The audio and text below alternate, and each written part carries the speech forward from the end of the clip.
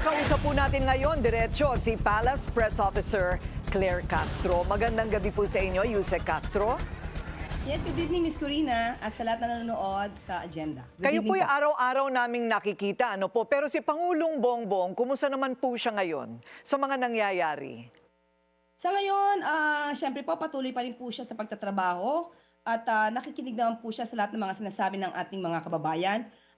Of course, nakikita rin po niya yung mga tao na gusto lamang siyang pabagsakin at hindi pa rin po titigil ang Pangulo sa pagbibigay ng mga kinakailangan ng ating mga kababayan. Doon naman po ang focus ng ating Pangulo.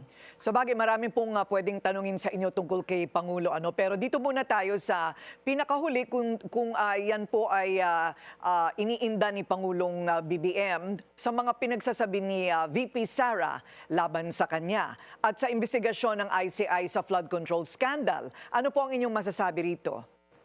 Hindi po iniinda ng Pangulo kung ano man ang sinasabi ni VP Sara.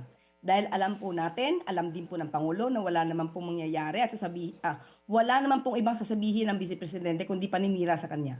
Paninira sa ating Pangulo, paninira sa administrasyon. Wala naman po yata tayo nadinig na maganda mula sa bibig ng ating Vice Presidente na pupurihin kung anong ginagawa ng Pangulo. Lahat yan, sasabihin niya, walang ginagawa ang Pangulo. Samantalang, ang dami-dami na po natin nakikita, mga kababayan natin, nakikita na kung ano po talaga ang ginagawa ng Pangulo para sa ating bayan. Ayun, so kumbaga parang kalaban na talaga ang tingin kay VP Sara ng administrasyon.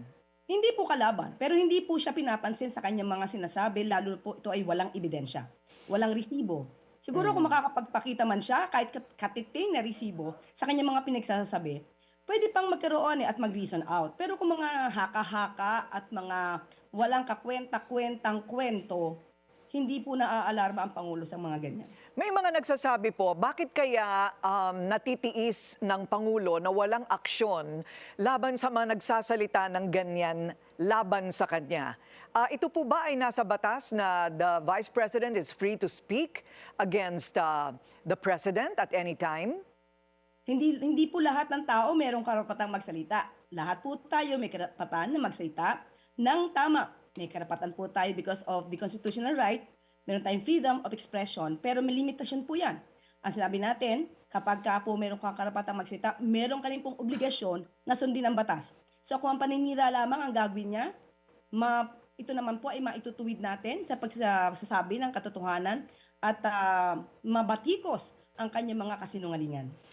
Okay, so sa ngayon, puro mga palitan na lamang muna ng salita at walang mga legal na aksyon, no? Ang sabi rin po ni VP Sara, malamang pilit pong paaabutin sa kanya itong flood control issue dahil nadawit na nga sa ngayon ang kaalyado niyang si Senador Bongo. Reaction?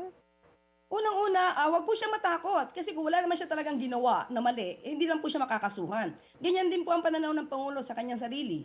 Kaya nagtataka nga po tayo, sasabihin niya na siya ay siguradong hindi makakasuhan, pero nung sinabi ng Pangulo na siya mismo ay kumpiyansa siya na sa kanyang ginagawa at hindi siya maaaring makasuhan patungkol dito sa maanumalyang flood control projects, bakit parang magkaiba ang kanyang mga opinyon? Pag sa kanya, okay lang siya magsabi na wala siyang kasalanan, pero ang Pangulo na siya mismo, alam niya na wala rin siyang ginawang mali at siya pa ang nagpapaimbestiga dito. Sasabihin niya na parang alam na ng Pangulo ang mangyayari dito. Parang double standard yata ang kanyang opinion dito.